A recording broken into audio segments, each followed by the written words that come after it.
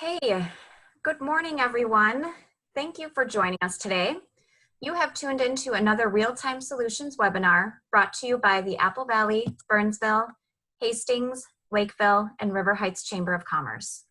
Some housekeeping items for this morning. All participants are muted, so please use the Q&A feature to ask made available on the, please use the Q&A features to ask questions, and we will get to as many as we can following the presentation. This webinar will be recorded and made available on partner websites. The goal of these webinars is to address business concerns and questions as we continue to socially distance ourselves during the pandemic. However, considering the ever-changing business practices, the partners will continue to explore ways to use technology in our Chamber's future programming. My name is Christy Barse, and I am president of the Hastings Chamber of Commerce. Today, we will hear from Jim Young with Edina Realty as he takes us through trends in residential real estate. And we will also hear from Matt Amfring from Minnesota Commercial Association of Real Estate Realtors, who will speak on trends in commercial real estate. And with that, I will turn it over to Jim Young. Morning. Good morning. I think it might be easier if I just share my screen. We did prepare a short PowerPoint, and I have got maybe 20 minutes plus or minus information to go through with you. And then I'd be happy to take questions at the end or all throughout. So Christy, feel free to cut me off or ask questions if multiple things are coming in. Does that sound good? And I will say, thank you to all of you for having me today and giving me a chance to address your chamber. I know many of you, and I think, you really have a dynamic group, and I think that's key. When you see 30 or 40 people that take time out of their morning to get together and sharpen their sword as they will and get better at business, I think that's a real credit to all of you. So let me just share my screen with you here. All right.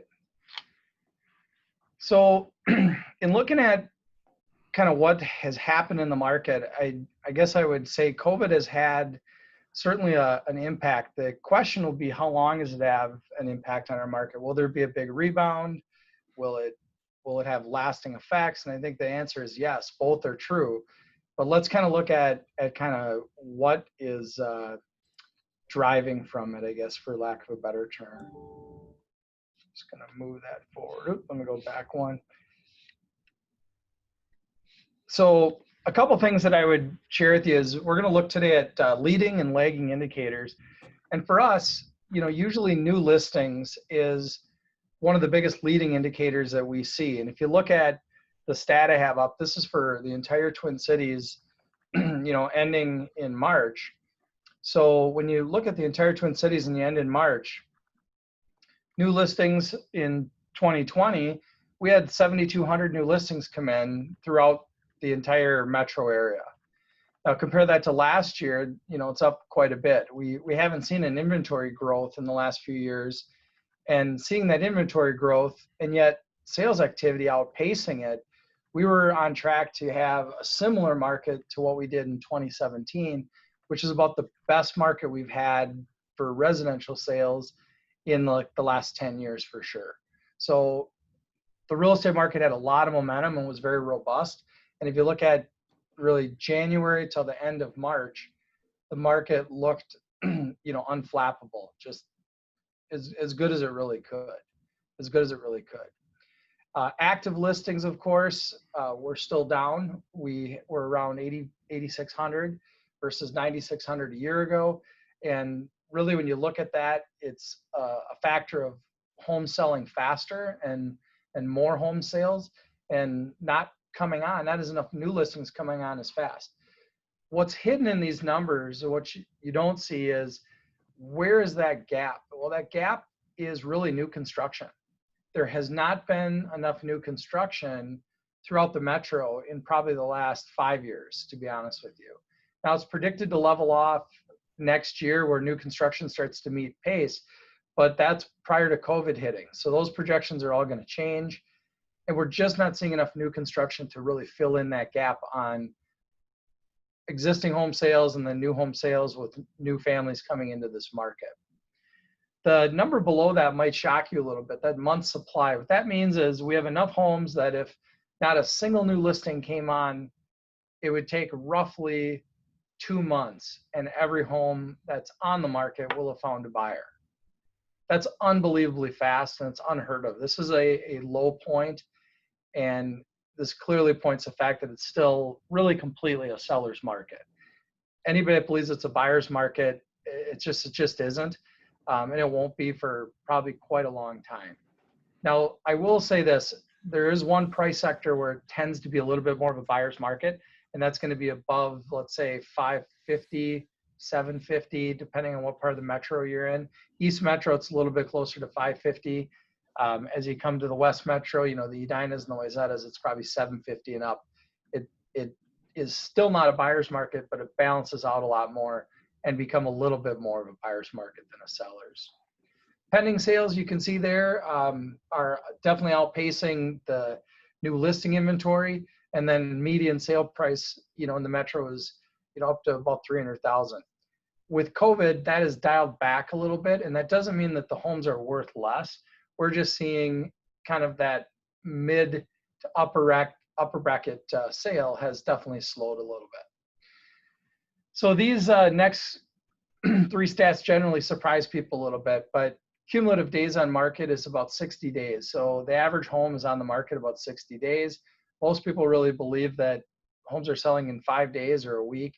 But if you look at all home sales, 60 days is the average today. And the average home has about 20 showings before it finds a buyer. However, almost 30% of our market has had a price reduction in the last 30 days. That's a very high number, or very low number rather, for this market. I mean, typically you're going to see that be about 35 to 45% have a price correction.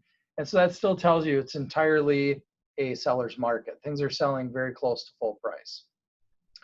So these are the leading and lagging indicators that we typically look at. Leading indicators are listing, lagging indicators are pending sales, you know, it's stuff that has happened already and how it affects it. Now, normally a lot of listings coming in would tend to lead towards more sales, but COVID happened, and let's look at the results of the impact of that. What you're looking at here is just Dakota County, and this is the month of March from 2015 till 2020, and you can see that COVID happened.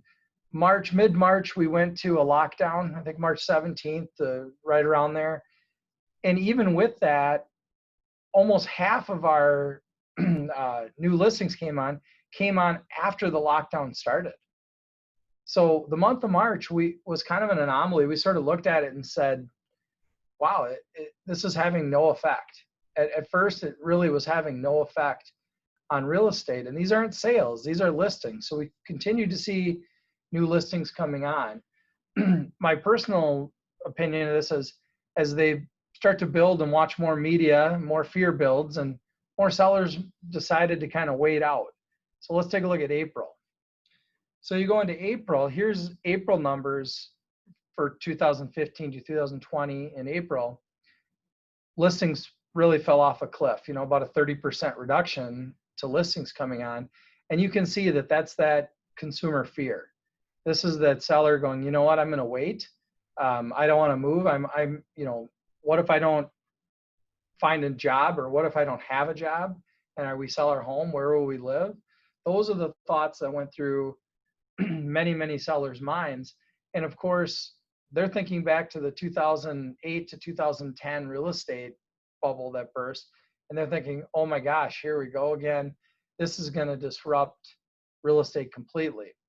So really on a turn of a dime, probably about the second week of April, we saw a major slowdown in listings coming in to all of the multiple listing service, but specifically in Dakota County.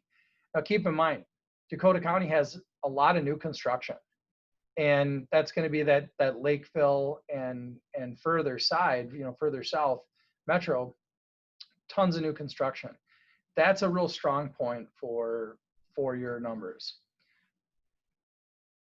Now, if we take a look at May, we continue to see new listings, you know, add a little bit of a drop. But what this is a little bit misleading is these numbers are only through, you know, not even 3 weeks of May.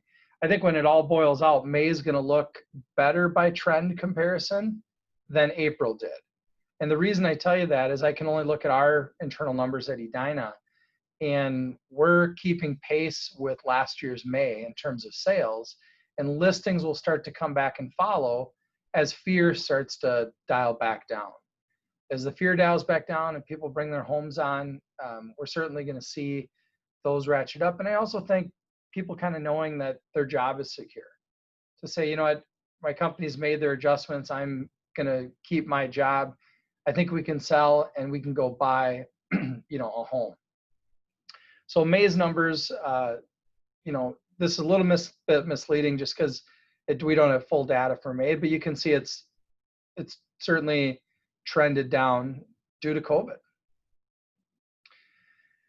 Now, I shared with you before seller's market. And some people might ask, well, how do you know what a buyer market is and a seller market is? This is how it's defined in real estate terms.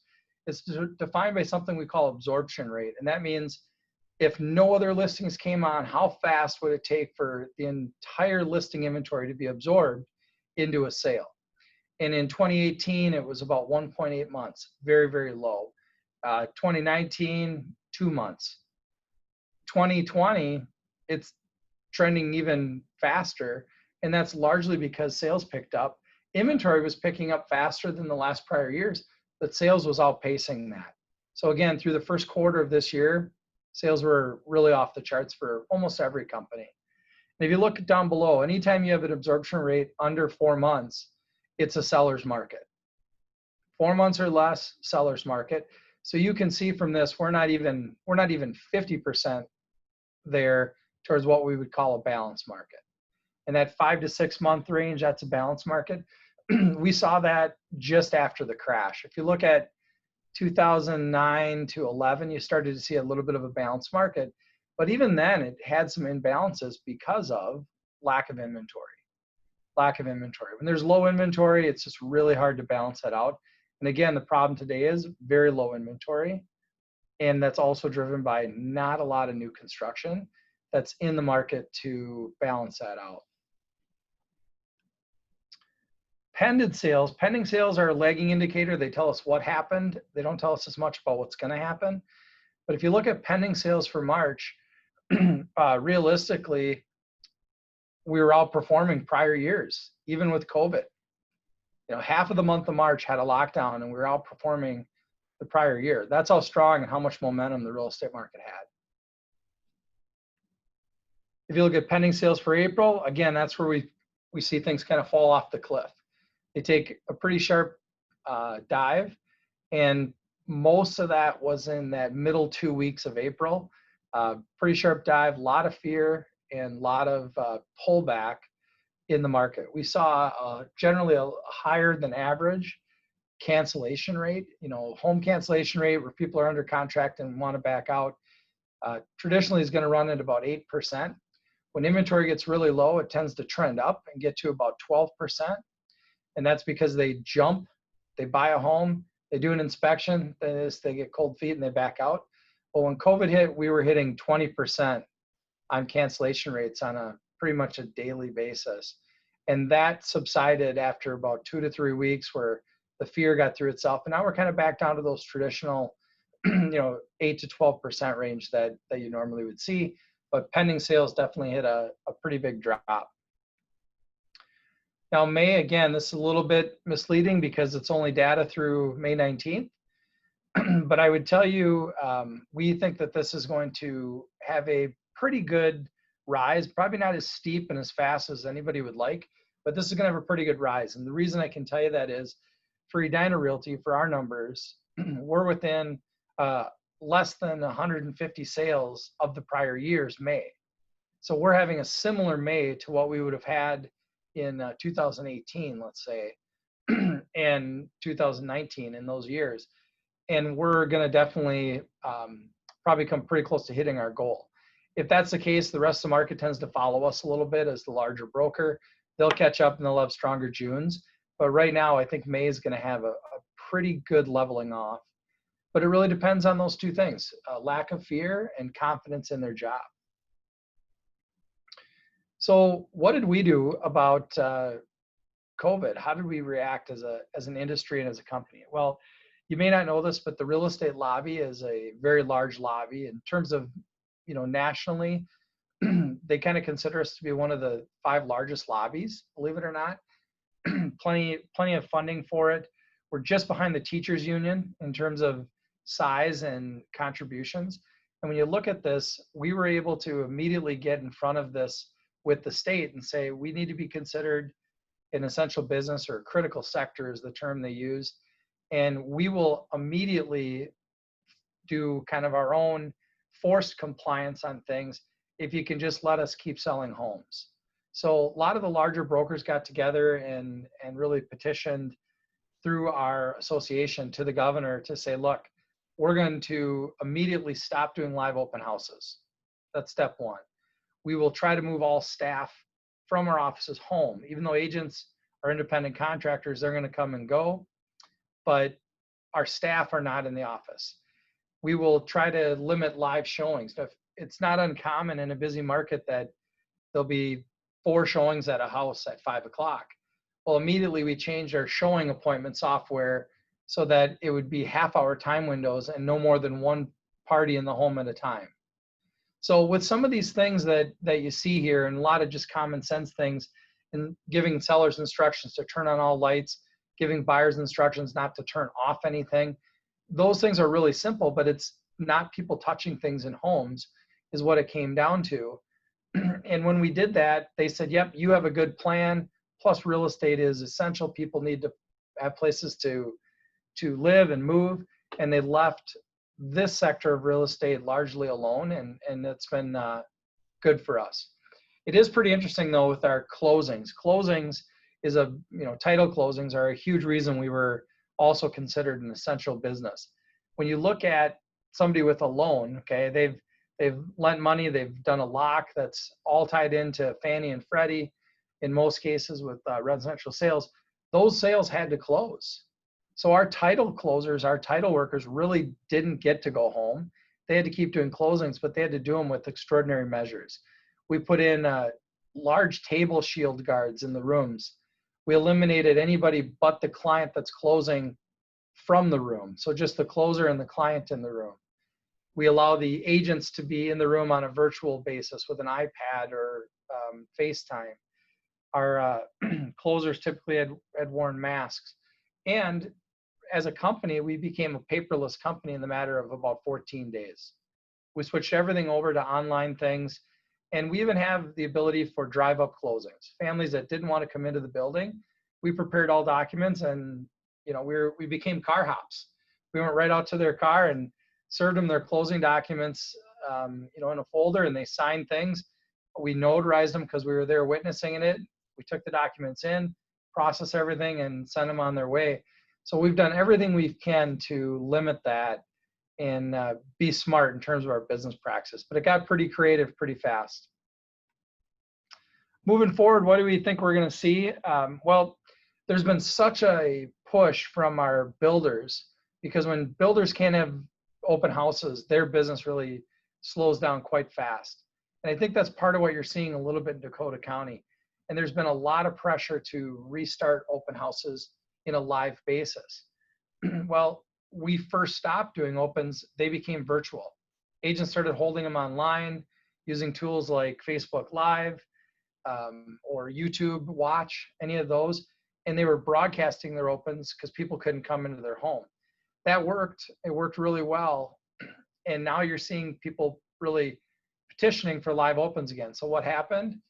The governor's office and the state association for realtors came to kind of some common agreements on, yep, live opens won't violate the stay safe order now that the stay at home has expired. And we've set out some processes for doing opens. Limiting 10 people into the home at any one time is a big one, and that includes the agent. But I would also tell you that 10 people in one open house is a rare thing as it sits, but not always for new construction. And you're going to see a modified parade of homes happening here in the next couple weeks in many markets. So you're going to see that happening, but they're going to have to monitor how many people are in the home at a time.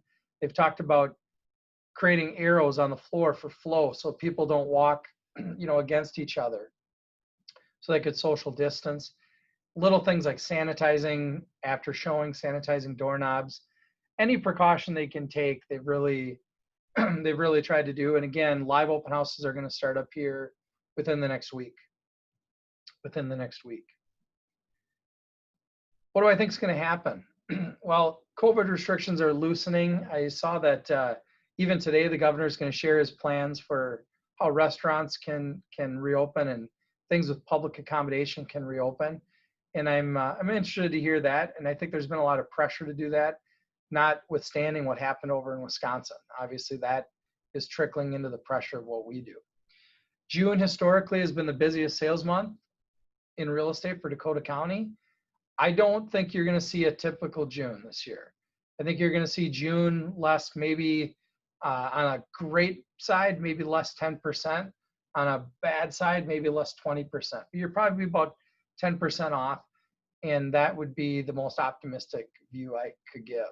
But I will tell you that Dakota County is considered one of the top 5 counties for real estate activity pre-pandemic, really, in Minnesota. And when you look at that, that's a strong sign, and a lot of it is driven by your new construction. So is there expectations of market rebound? There is, and a lot of that is fueled by the low interest rates. It's just hard to pass it up. But I will tell you that a smart business person is looking at refinancing, and our refinancing applications to Edina Realty Mortgage, a typical month we might have a few hundred, and in the month of April we saw something in the order of 550 mortgage applications, and a lot of those are refinances. So people are looking to rescale their debt and just kind of be smart about what they're doing. I mean, I can speak to myself. I wanted to make sure that any investment properties I had were really financially in sound shape. So I did 2 things. One, I started by refinancing them and getting them to the lower rates and locking in lower rates. And then the second thing I did is, I met with, I'm insured with American Family with, actually, I think one of your members, Tony Ciro, who has a fantastic American Family branch down there in Hastings and serves much of Dakota County.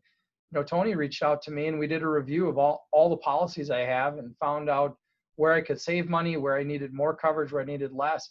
And all in all, I became out in much better shape financially. And so I got my house in order. And I think that's what the pandemic did for a lot of people. Having said that, we got to see, what will the pent-up demand be? Are there a lot of buyers just willing to jump right back in? Maybe. It's going to depend on jobs. If they don't feel certain in their job, they will not buy a home. And then that's going to also depend on what the sellers feel. If the sellers feel confident in putting their home on, or are they afraid for people to come through their home? Now, thankfully, we see a lot of people showing signs of confidence, and they are bringing their homes on in a pretty good pace, and that's good. But it's really going to come down to what's the long and short-term effect of the scare of my job. If that happens, that if confidence happens, real estate will lead us out of COVID in terms of the economy. Because as people buy homes, they buy furniture, they buy appliances, they buy new carpet. And I think all of us have seen, Home Depot, Menards, Fleet Farm, packed, right? So people definitely have confidence, but that's yet to see. Are they staying in their home, or are they going to those stores to improve their home so they can make it more saleable? Time will tell. I guess we don't know. The one last thing I want to just call out is the FHA's forbearance rules came out yesterday, and it's a really positive sign. And what this speaks to, the rules that they came out to are this. When COVID hit, they made sweeping announcements that you can't be evicted, you can't be foreclosed if you stop paying your mortgage, right? You could file for forbearance with your bank.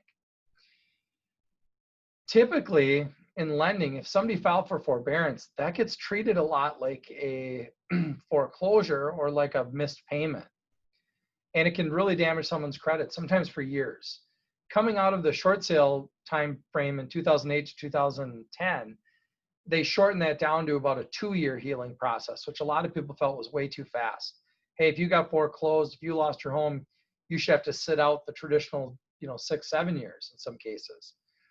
With the current forbearance ruling that came out yesterday, if I filed for forbearance and my home, but yet I kept making my payments, I can move out of forbearance and be able to buy or refinance immediately.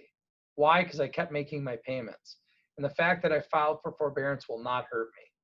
However, if I filed for forbearance and let's say I didn't make some payments and I set up a payment plan with my bank, if I bring myself current and I make payments consistently for 3 months following that, I can refinance and buy right away again too.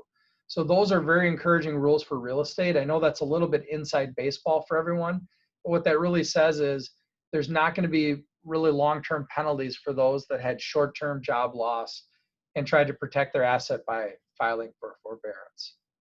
So all in all, I would tell you that we are very optimistic at Edina, and I'm happy to take any questions on what's happening in real estate. I'll stop sharing my screen now, but I'm happy to take questions. Christy, anything you got out there? We do have one question, and then I think we will transition to the commercial side. And then if you're able to stay with us, Jen, we can have some more questions at the end if that works for you. Sure. Yes, absolutely. So the one question that came out was, have you seen or did you see the news story on KARE 11 last night about the industry and fees? I did. Yeah, I did see it, and what I would say is really three things. One, Edina Realty is not named in that lawsuit, and so as a general rule, we don't comment on industry lawsuits that are against some of the large national companies, predominantly because we're not involved. Now, our parent company who holds some of those other companies, they have an interest in that, but Edina Realty is not named in that suit, even though it originates out of Minnesota. So that kind of first and foremost. Secondly, I think as an Edina Realty former agent, before I became a broker and then a regional manager, we're very transparent in what we charge, and it really hasn't really changed. The other thing I would say is this story is about 1.5 years old. That lawsuit was filed a long time ago, and it'll probably be somewhere on the basis of maybe 7 to 11 years before that it shakes itself out, because there's local and national components to it. It's a class action, but to some degree, it's really the story is a little bit misleading in my opinion, because everybody sees what they're paying both at closing and when they sign their agreement. And at Edina, we're extremely transparent about that. But it's not really a new story. As they said, even on the news last night, they started working on it long before COVID, and it's kind of old news in terms of the real estate circle. But it's been tried before, I would say, this exact approach, and it failed at that point as well. So, but thank you. Perfect. Well, thank you so much. That was encouraging information and very informative. And we will take additional questions for you at the end if that works. Yeah, absolutely. And you can see I'm in the same building as Matt. He's just on the floor above me. And we're looking out the same set of shades, but we're not in the same space. That's fantastic. It's meant to be.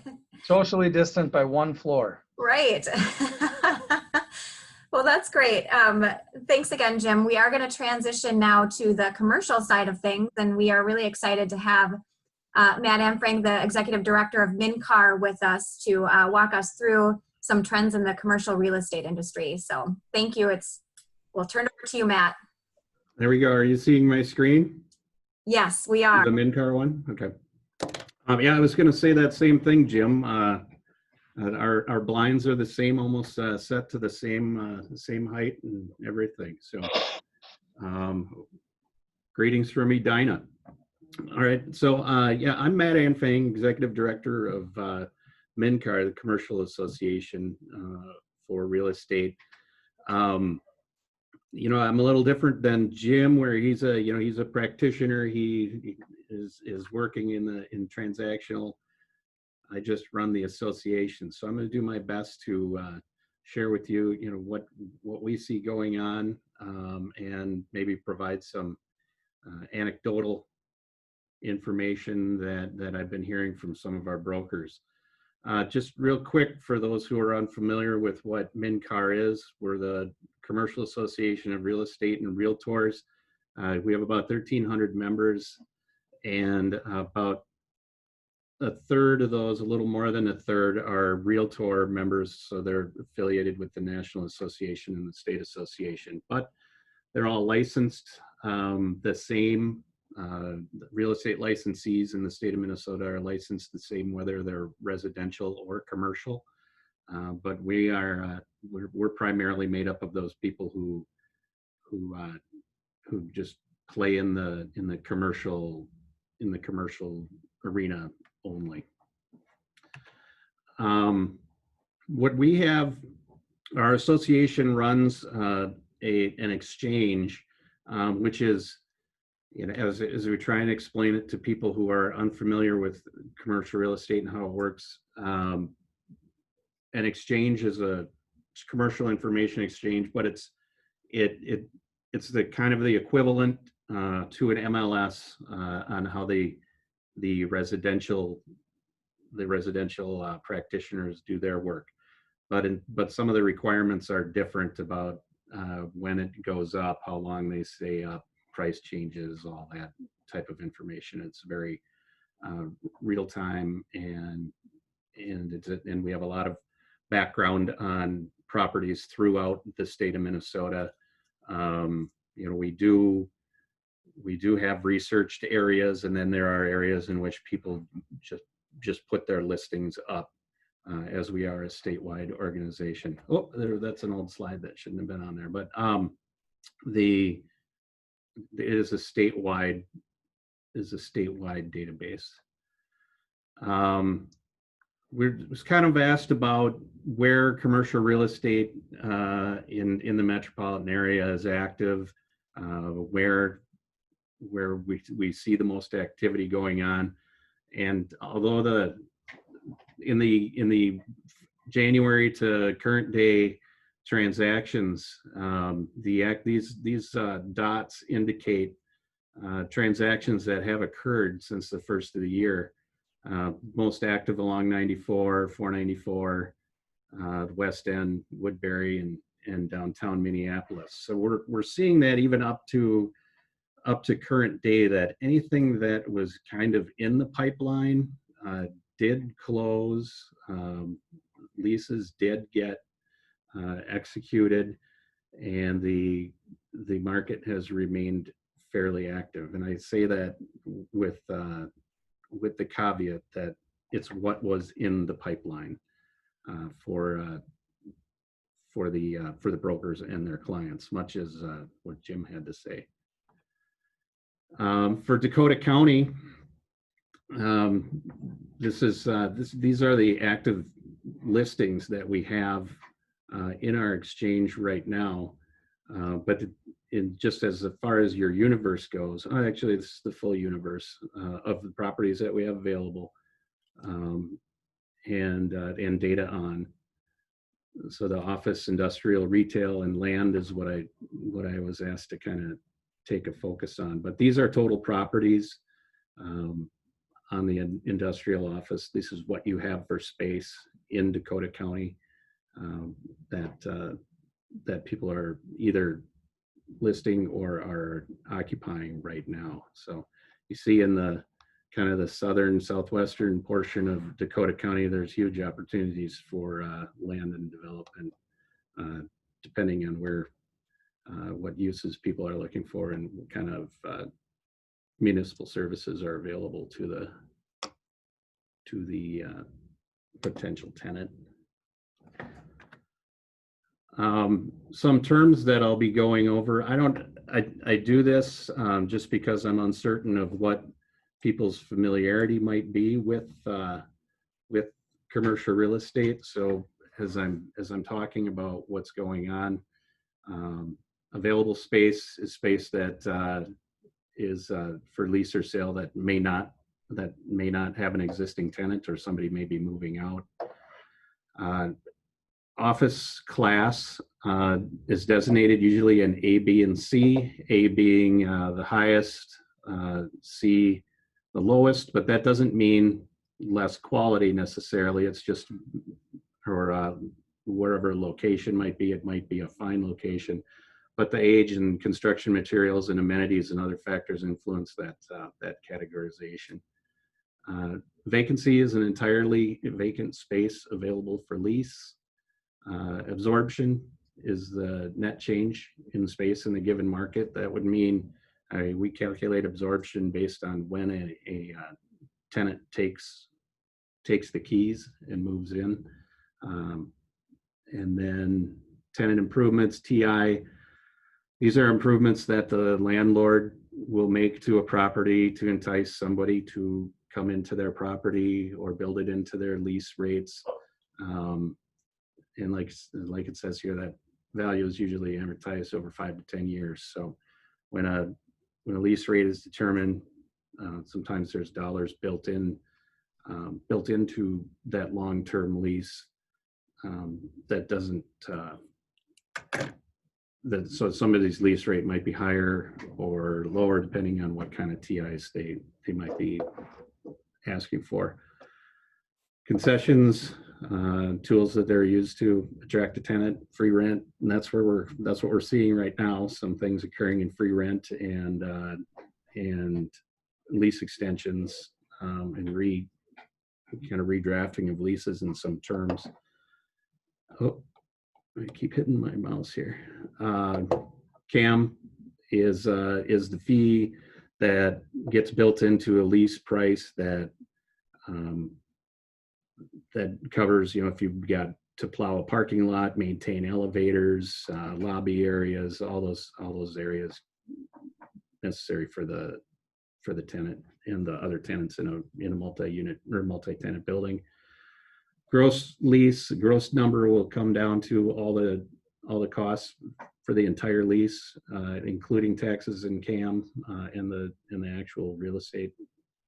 And then that triple net is when it's broken out, you will see the CAM and taxes broken out separately of the lease rate. So we will see in what I have to show here just some lease rates without taxes.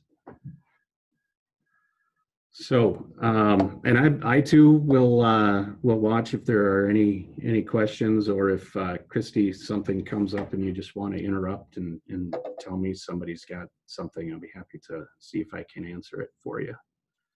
But as we stand right now in Metro wide, Class A office at the end of Q1 2020, we're grossing between $32 and $34.50, which is up slightly from previous years, not a lot. In many cases, when you see the gross lease rates rising in some areas of the metropolitan area, they're due to rises in taxes. Landlords aren't necessarily seeing a great deal of increase, and they haven't for a long time. But in 19 and 20, they have seen maybe $1, $2, $3 increase in space, but that's been a long time coming. Lease rates are highest in the Minneapolis CBD and the West Metro, and lowest in the Northeast. Right now, the metropolitan area has almost 4 million square feet available of Class A office space, which is a 8.9% vacancy. And this will vary across multiple locations. Like I mentioned, the hotter areas, 494, 94, somewhat lower. Downtown St. Paul. Downtown St. Paul is actually fine on Class A. They have lots of vacancy in B. Then I just went and looked at where Dakota County fell in these numbers, and at the end of Q1, they were grossing $24 or $25, $25.50 gross, and that's up from some previous years. Not a lot, but up a little bit. Right now, at 8.8% vacancy, 813,000 square feet available. The Vikings development in Eagan has kind of skewed Dakota County stats in across all sectors, actually, office and retail, because they have a lot available, a lot that they will build, so a lot that they're marketing. So that area itself takes up a lot of opportunity for Dakota County. Excuse me. Class B, so where you start to see the price drop a little bit. 23 to 24 and a half again or 24 and a quarter. But Q3 2019 was the highest in the last year that the Metro was getting for Class B space. Again, it's consistent with Class A, where the Minneapolis CBD and the West Metro are the most in demand. Vacancy in Class B, see 9 million, 14.9%. Dakota County also had a high performing year. I think that a lot of activity on 494 with 494 and like Highway 13 area. And Dakota County, almost 500,000 square feet available in a 9.8% vacancy. Not unhealthy. Metro Class C. These Class C spaces in the Metro are, in some cases, are getting few and far between. That used to be much higher, but as there have been a lot of conversions to multifamily and condos. Well, not so much condos in the recent, but at least apartments. The Metro Class C has declined in its universe quite a bit, but there's your gross lease rates around $20, and then with a 11% vacancy in the Metro, and about $17 a square foot in Dakota County, with a very low Class C vacancy of 3.5%. That's just mainly because Dakota County, many parts of it are more recently developed, and not a lot of old inventory hanging around in Dakota County. Another area we track, and our brokers are very active, is in industrial. And industrial has seen a surge in the last few years as distribution and last mile distribution has really taken hold in this new kind of economy we've got going on, as well as some new manufacturing returning to the market, and a lot of spec properties being built. So we track different kind of sectors of industrial, with warehouse, distribution / warehouse, flex warehouse, which is where you might be able to have an office and warehouse in the same facility, and where we're but the warehouse and office market grows is kind of the highest, where that you can have office and warehouse. That flex spaces seems to be in more demand. Although it looks like a lot of space available, it's only 4.8% of the market at 10 million square feet available right now across the Metro. Lease rates are lower, then with tax and CAM running about $3.25 to $4 a square foot. So West Metro, Southwest Metro, seeing the highest, Northeast lowest, but really when you break it down, they were really separated by pennies across the market. Dakota County has some of the highest industrial availability. The industrial universe in Dakota County is very high. It's a strong concentration of industrial land. I did this analysis for another chamber, actually, a couple or years ago, they wanted to compare themselves to Dakota County, and I was amazed at the amount of industrial space that even exists in the Egan, Mendota area. Incredible. It's all hidden, tucked away, where you can't see it. But the same demand types apply in Dakota County as they do across the metro, and very competitive. Dakota County is very competitive with the rest of the metro, and even has a lower vacancy rate than across the metro. So if you find a industrial development opportunity in Dakota County in the right location, it's probably not a bad thing. So retail lease rates, as anybody can imagine, location is the most important. We track the regional malls, strip malls, freestanding, big box, neighborhood, lifestyle, live work type. But metro wide averages $9.16 a square, with a range of $5.32 to $16.88. Gross rents $26.34, with a range of $18.25 to $36.21. Where you see that high $36 a square foot price is going to be mainly in MOA or downtown Minneapolis, Galleria. Those were the highest retail lease rates are made.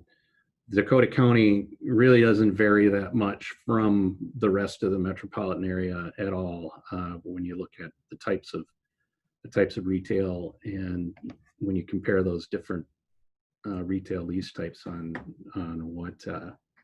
what they're getting.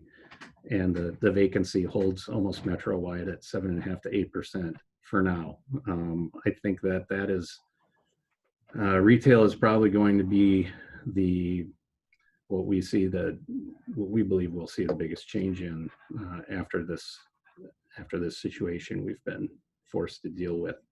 I did see that some stores beginning to open, but foot traffic was relatively light. Inconsistency in malls on what stores are open. Some of these corporate-owned stores have their own policies that they're operating under with their employees. Most times in a retail center, within the contract, there are requirements for people to be open at different times or when the mall is open, but I don't think any landlords right now are forcing that issue, but letting the owners of the retail businesses help determine when they believe it's going to be healthy for them to open up. What do we have for the future? And again, these are not statistical by any means, but really things that I'm hearing from our brokers in the commercial arena is that what they have going on right now is a lot of what they're deeming free work, taking a look at where people's leases are, restaurants, looking at the terms of the lease, and if they're unable to pay any rent for a period of time, that they might be extending leases out and spreading out that cost and extending a term, meaning adding months on at the end of the lease and extending leases as mentioned here. And then we see companies that that have found that they maybe don't need as much space, that they can handle their employees working remotely for a while. This may take a little bit of time to get comfortable with having groups of people back within it. There is a spider the size of a quarter walking across one of my other screens here. Hold on a second. Ugh. Anyway, I don't like spiders. So they're finding that maybe they may not need as much space. The speculation is that the trend in the co-working spaces might really suffer in in the near future. People will want to be seeing that they have more controls over who may be coming and going. The co-working spaces where you may lease an individual space with an office might fare differently than those that share an open space. So we'll see how that plays out.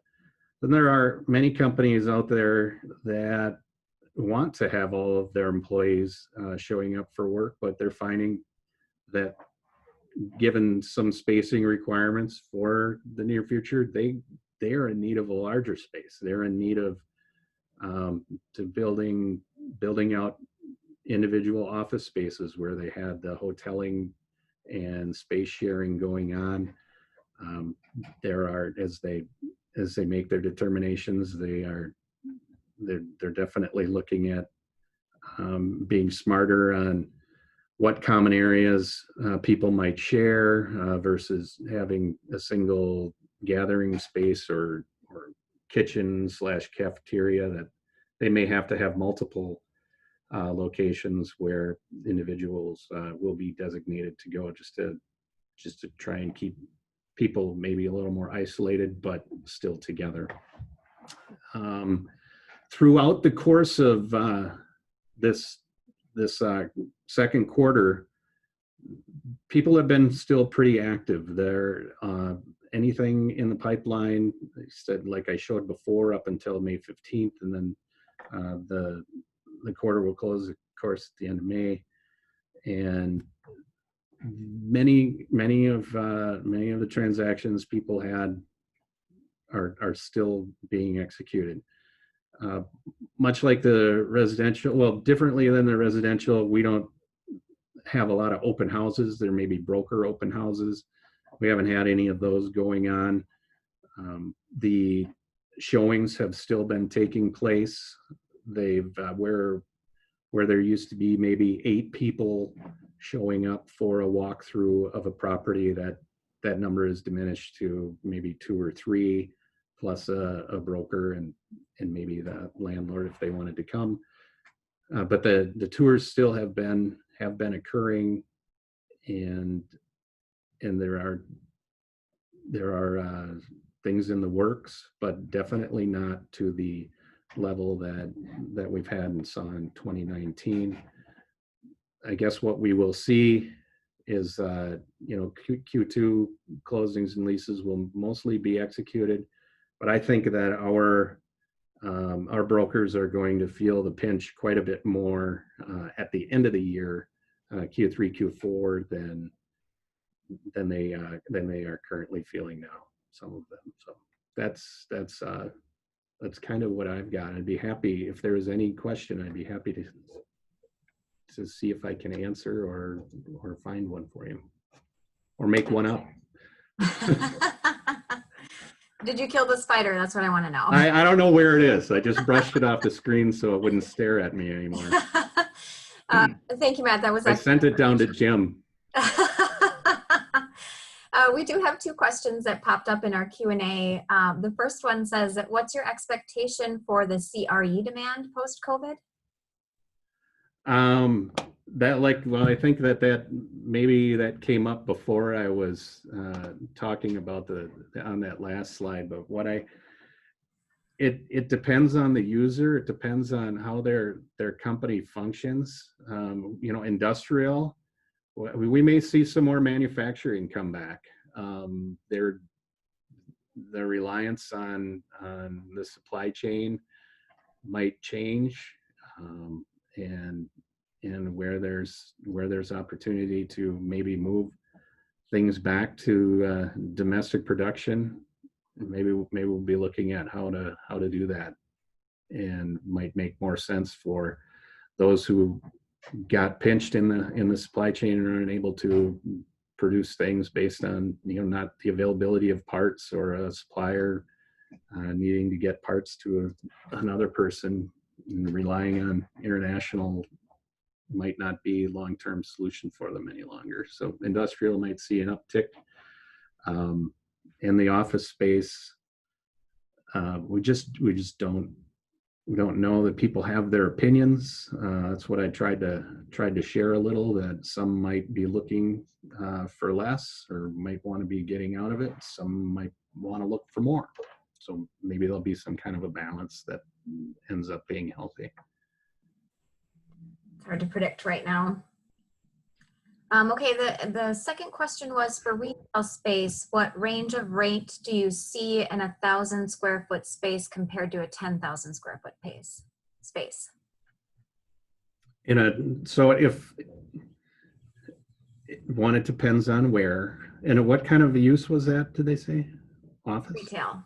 A retail space. Oh, well, there's a variable in that. It would be, I could easily find that information out for somebody if they're looking in I'd have to spend a little time on our database to kind of get an idea of what that person would want. If you have that, back to my,